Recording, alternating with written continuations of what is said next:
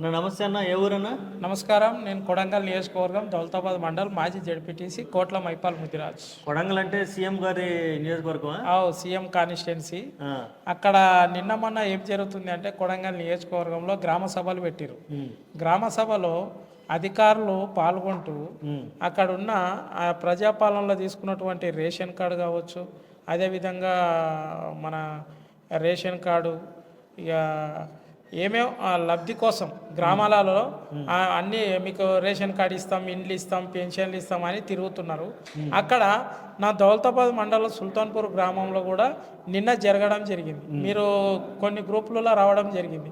అక్కడ వాళ్ళ కార్యకర్తలు వాళ్ళకు వడకని ఇంట్లో నాకు వచ్చినాయి, నీకు వచ్చినాయి, ఇక లేకుంటే భూములు కట్ చేయడం, రైతు బంధు కోసం ఎప్పుడైతే రెగ్యులర్గా ఏదైతే రైతు బంధు వస్తున్నాడో ఇప్పుడు అన్ని గుట్టలు ఉన్నాయి, ప్లాట్లు ఉన్నాయి, అన్నీ కట్ చేసి రైతు బంధు కట్ చేసి 26 తారీఖు ఇస్తా అంటున్నాడు సీఎం. సో ఇది కొడంగల్ నియోజకవర్గంలోనే చాలా అవినీతి జరుగుతుంది. కాబట్టి ఇప్పుడు అధికారులని ఎదిరిస్తున్నటువంటి రైతులు కావచ్చు, లేదంటే వాళ్ళ కార్యకర్తలే అధికారులను బెదిరించడం జరిగింది.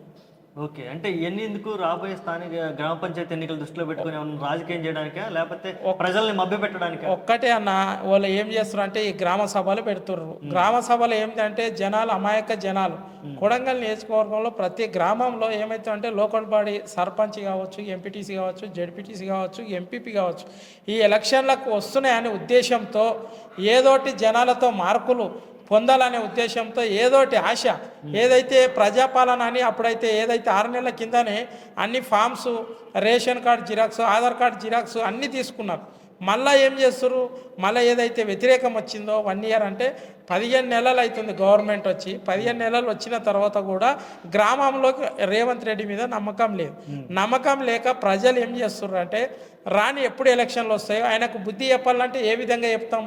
ఆయన సీఎం, హోమ్ మినిస్టర్ ఆయనే, విద్యాశాఖ మంత్రి ఆయనే, అన్నీ ఆయననే. కాబట్టి ప్రశ్నించిన, ఆయన గురించి మాట్లాడిన, యూట్యూబ్ ఛానల్లో మాట్లాడిన మా మీద కేసులు పెట్టే నాయకుడు ఈరోజు రేవంత్ రెడ్డి కావచ్చు, వాళ్ళ బ్రదర్ తిరుపతి రెడ్డి కావచ్చు. ఒక్క నిమిషం, తిరుపతి రెడ్డి గారి పేరు ఎత్తారు కాబట్టి ఆయన అక్కడ సీఎం లాగా బిహేవ్ చేస్తున్నాడని వార్తలు వస్తున్నాయి. 100% అన్న. ఇప్పుడు వికారాబాద్కు ఇప్పుడు ఏదైతే వికారాబాద్ కానీ లేకుంటే మన రాష్ట్రానికి ఒకటే సీఎం ఉంటాడు. మరి రేవంత్ రెడ్డి గెలిచిన తర్వాత వాళ్ళ ఇంట్లో 6+6 సీఎంలు అన్నారు. మరి ఎవరు ఛాయ్ చేసుకుంటారో వాళ్ళ ఇష్టం. మా వికారాబాద్ జిల్లాకు మాత్రం అయితే ఈయన ప్రజాప్రతినిధి కాకుండా అధికారులను తీసుకొని ప్రతిదీ డెవలప్మెంట్ కార్యక్రమంలో పాల్గొనడం, తిరుపతి రెడ్డి ప్రతి కార్యక్రమంలో పాల్గొనడం జరుగుతుంది. మరి ప్రోటోకాల్కి విరుద్ధం కదా అట్లా చేయటం? మరి మేము అంటున్నాం అన్న, అక్కడ రాహుల్ గాంధీ ఏమో రాజ్యాంగం పట్టుకొని తిరుగుతాడు, మరి ఇక్కడ రేవంత్ రెడ్డి ఏమో మా కొడంగల్ కాన్స్టిట్యున్సీలో కొత్త రాజ్యాంగం తెచ్చినామో అని మేమే అనుకుంటున్నాం.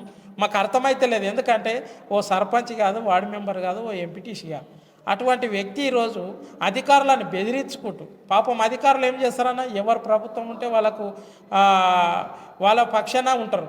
అక్కడ ఇంకొకటి సిస్టమ్ ఏంటంటే సీసీ రోడ్లు కావచ్చు, లేకుంటే ఇంకా ఏమన్నా బిల్డింగ్స్ వర్క్స్ ఉంటాయి కదన్నా, అక్కడ ఉన్న సంబంధించిన ఏఈలు కావచ్చు, డీఈలు కావచ్చు, ఈఈ కావచ్చు, వాళ్ళు ఏమంటారంట, మీవి ఏ పార్టీ అని అడుగుతారు కార్యకర్తలు. మీరు కాంగ్రెస్ పార్టీ అయితేనే పనిచేస్తారు అంతే.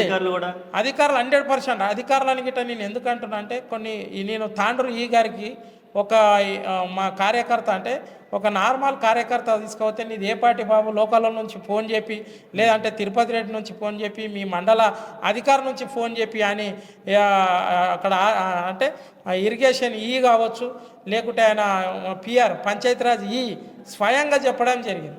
నేను పోయేసరికి ఏమైతే అంటే, బాబు మాకు చాలా ప్రెషర్ ఉంది, అధికారులు గిట్ట భయపడుతుర్రన్న. అక్కడ షాడో ఎమ్మెల్యే అయినటువంటి తిరుపతి రెడ్డి గారు అధికారులని బెదిరించుకుంటూ అన్అఫీషియల్ కార్యక్రమంలో పాల్గొనడం జరుగుతుంది. ఓకే. ఈ పరిస్థితుల నుంచి తొందరగా రాష్ట్రం బయటపడాలంటే రాబోయే ఎలక్షన్లో ఎటువంటి మార్పులతో ముందుకు? 100% అన్న. నేను ఉజ్వల్ టీవీ తరపు తెలియజేస్తున్నా ఏంటంటే, ఒక మాజీ జడ్పీటీసీగా 2 నెలలు కావచ్చు, 3 నెలలు, ఇప్పుడు గత సర్పంచ్ ఎలక్షన్లు అయ్యి 1 ఇయర్ కావస్తుంది. 1 ఇయర్లో గిట్ట సర్పంచ్ ఎలక్షన్లు చేయలేకపోతున్న ఈ చెత్త ప్రభుత్వం ఏదైనా ఉంది అంటే కాంగ్రెస్ ప్రభుత్వం. దయచేసి ఈ 2 నెలలలో ఎంపీటీసీలు కానీ, జడ్పీటీసీలు కానీ, స్థానిక సంస్థల ఎన్నికలు దాని ఓట్ల రూపంలో కాంగ్రెస్కి బుద్ధి చెప్తారని అక్కడ ఉన్న రైతులు కావచ్చు, జనాలు కావచ్చు పెద్ద ఎత్తున మీరు చూస్తున్నారు. రాష్ట్ర వ్యాప్తంగా కొడంగల్ నియోజకవర్గం సీఎం కాన్స్టిట్యున్సీలో ప్రతి మండలంలో ఏదైతే లొల్లి ఇండ్లు రాలేదని, ఆ ఇండ్లు గిట్ట ఎవరికి వచ్చినాయి, వాళ్ళ కార్యకర్తలు ఎవరైతే పనిచేస్తారో రేషన్ కార్డులు గిట్ట వాళ్ళ కార్యకర్తలు ఉన్నోళ్ళకే, అది వాళ్ళ కార్యకర్తలు 2 గ్రూపులు ఉంటాయి. గ్రూపులు అంటే నీ వర్గానికి వచ్చిందా నా వర్గం, వాళ్ళ గ్రూపులు వాళ్ళే కొట్టుకోవడం జరిగింది. మనం స్వయంగా లైవ్లో గిట్ట చూస్తున్నాం. కాబట్టి ఇక పెద్ద ఎత్తున రేవంత్ రెడ్డికి మేము ఓట్ల రూపాయలనే బుద్ధి చెప్తాం.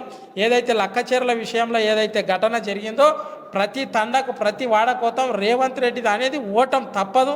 ఎందుకంటే అక్కడ గత 2018లో గెలిచినటువంటి మా పట్నం నరేందర్ రెడ్డి మంచి అభివృద్ధి పథంలో కొడంగల్ని తీసుకుపోతుంటే ఇప్పుడు షాడో ఎమ్మెల్యే పెట్టుకొని దౌర్జన్యాలు, కేసులు, ఎవరు ప్రశ్నిస్తే వాళ్ళ మీద కేసులు. ఇది ప్రజాపాలన అనండి.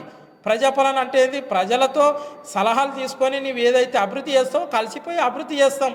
మీరు సీఎం అభివృద్ధి చేస్తుంటే మాకు మంచిదే కదా. మరి అభివృద్ధి చేయకుండా ఎవరైతే ప్రశ్నిస్తారో వాళ్ళ మీద కేసులు కానీ ఆ ఎస్ఐలు సిఐలు గిట్ట వాళ్ళకే అనుసంధానంగా ఈరోజు ముక్కు చూపడం జరుగుతుంది. ఓకేనా, థ్యాంక్ యూ.